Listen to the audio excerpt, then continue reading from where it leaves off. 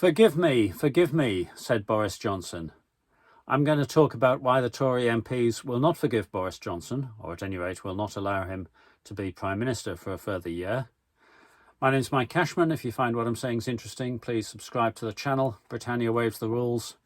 Buy the satirical books and the satirical music. With a musical of Brexit and coronavirus, the musical, or the COVID-19 musical. But Boris Johnson, forgive me, he said. Well, the MPs will not allow him to remain in office. Boris Johnson's term as Prime Minister will end in 2022, and I will tell you why. Let's take a perspective from history.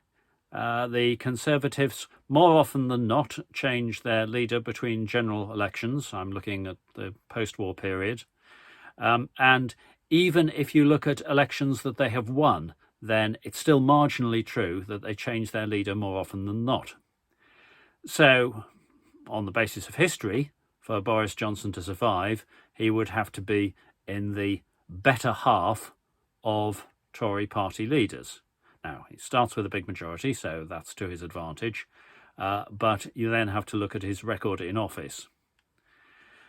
I made a prediction, which was that he would not be unseated early in 2021, the Brexit being the reason. So he'd negotiated the Brexit deal. The tale was it was an oven-ready deal in 2019, and then in 2020 he said that he'd produced a wonderful Christmas present for everybody with a trade and cooperation agreement.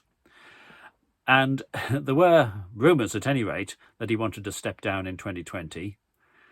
There was no great enthusiasm for anybody to take the job on. Nobody responded to the rumours by indicating that they were prepared to stand, because nobody wanted to take charge of the Brexit mess. At that point, if Boris Johnson had left, then his story subsequently would have been, well, I negotiated a wonderful deal, but somebody else made a mess of it. By forcing him to own the mess to some extent, then the Tory party through 2021 have got to the situation where Boris Johnson has had to acknowledge that his deal has shortcomings. Sorry for the use of that phrase. That his deal is not perfect, that he's not happy with the Northern Ireland Protocol. He's had to own a lot of the mess. And so now it's possible for somebody else to come in on the basis of we can acknowledge that Brexit isn't working. What do we do about it? That's very different from a year ago. So that makes his replacement possible. His incompetence in office gives plenty of reasons as to why it should happen. The calculation, as ever, for Tory MPs is twofold. One, what's the likelihood of Boris Johnson, for example, enhancing their prospects of being elected as MPs? Two, what does his presence do in terms of their opportunity to get a government job? And because he draws his support fairly narrowly from those who express maximum loyalty to him, that does mean that the second motivation doesn't build a big support base for him. But let's look at 2022, and let's consider this from the perspective of somebody who might challenge Boris Johnson. Now, there could be somebody from his close circle, of course, Rishi Sunak, Liz Truss, Priti Patel, Michael Gove, offering the mixture as before, at any rate propounding that in their bid to be leader. But I think we may see a Tory party leadership contest, and I'll explain why it'll be in 2022, between a mixture as before candidate and between somebody offering something different. Let's suppose you're not from Boris Johnson's close circle. So you're a Tory MP with some seniority, you've spent some time in Parliament, you have some following, you've had some positions of responsibility, and I'll take people from across the political spectrum within the Tories. So you are a Tobias Ellwood, a Mark Harper, a Tom Tugendhat, a Steve Baker. You're around about 50, or perhaps a little bit older, and you're looking at your chances of becoming Prime Minister. Now, you inevitably will look forward and think, what are the possibilities? What might happen?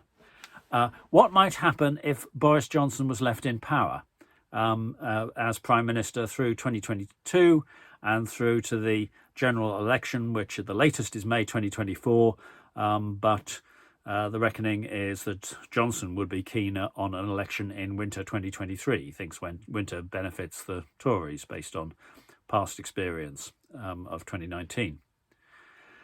So as you look at an election, potentially 2023, what could happen?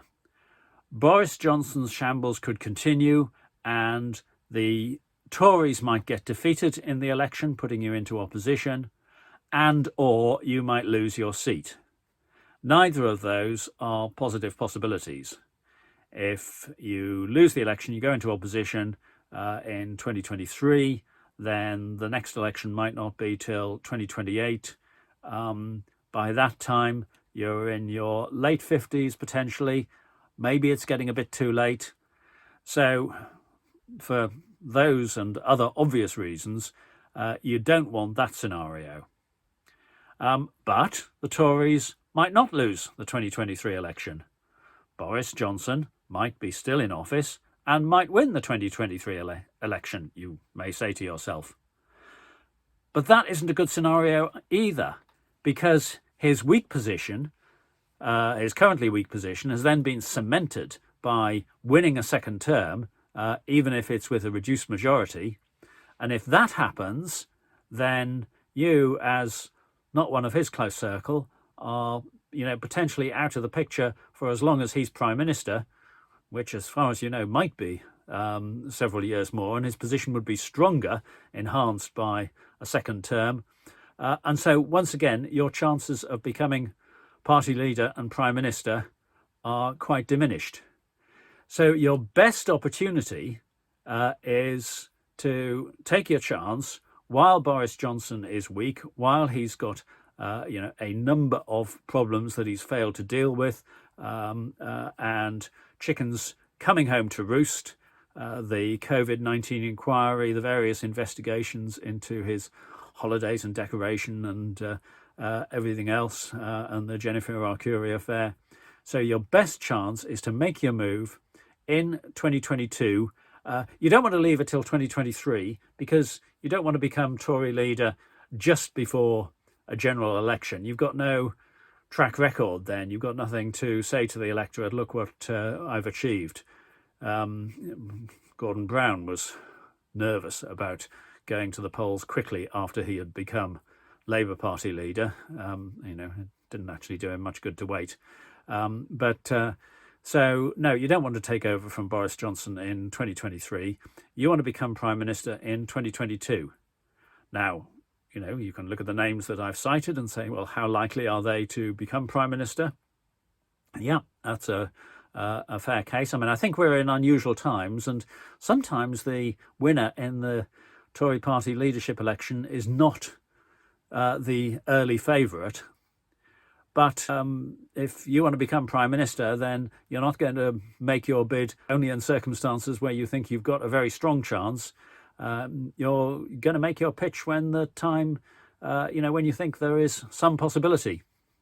So I think we'll see a Tory party leadership election in 2022.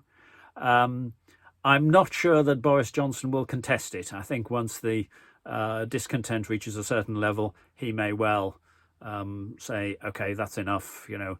I have to my record. I've got Brexit done. I got the vaccine programme done. I saved Britain. I'll now hand over to whoever is going to follow in my footsteps and retire to writing newspaper articles and giving lecture tours and making a lot of money. That's my guess. That's my opinion. Feel free to add yours in the comments and do subscribe to the channel. Thank you.